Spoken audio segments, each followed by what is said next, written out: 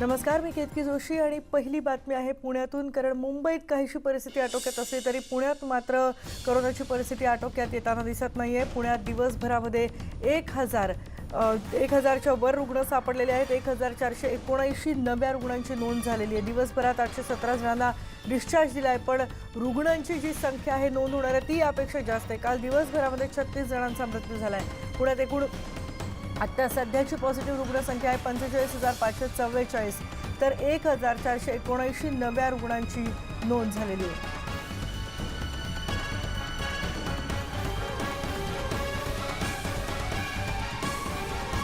आपल्या सोबत आहेत आमचे प्रतिनिधी अद्वैत मेहता. अद्वैत, ही परिस्थिती लॉकडाऊन झालं, त्यानंतर लॉकडाऊनचा दुसरा टप्पा झाला, अनलॉक सगळे प्रकार करून झालेले आहेत, उपाययोजना सगळ्या करून झाल्यात, पण पुण्यातल्या कोरोनाग्रस्तांची संख्या काही आटोक्यात येताना दिसत नाहीये. कालच्या या आकडेवारीबद्दल काय सांगशील? की आपण जर बघितलं तर एकूणच 10 दिवसाचा जो लॉकडाऊन होता त्यातले 5 दिवस हे कडक लॉकडाऊनचे होते आणि पुढचे 5 दिवस हे थोडेसे कमी निर्बंध असलेले होते. पण या लॉकडाऊनच्या 10 दिवसाच्या काळातच पुणे जिल्ह्यामध्ये तब्बल 22,000 रुग्ण वाढल्याची आकडेवारी जी आहे ती पुढे आलेली आहे. यामध्ये एकट्या पुणे महापालिका क्षेत्रामध्ये 12,000 आणि त्यानंतर पिंपरी चिंचवड पालिका क्षेत्रामध्ये 6,000. आणि जर बघितलं तर रोज साधारणतः जिल्ह्यामध्ये 2,000च्या आसपास हा बाधितांचा आकडा जातोय. मृतांचा आकडा देखील वाढलेला आहे. तथापि एकूण देशाच्या, राज्याच्या आणि मुंबईच्या तुलनेमध्ये मृत्यूदर जो आहे तो मात्र कमी झालेला आहे. आणि मृत्यूदर कमी झाला हे या सगळ्या टाळेबंदीचं श्रेय आहे असं अधिकारी म्हणतायत.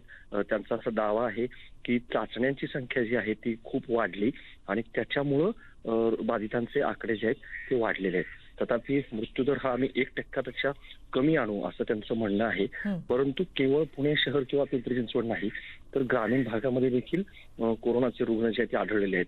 आणि कुठंतरी आता लॉकडाऊन हा एकमेव उपाय नाही, मात्र वेगवेगळे निर्बंध घालण्याच्या तयारीमध्ये प्रशासन आहे. म्हणजे जसं की शनिवार रविवार विकेंड लॉकडाऊन.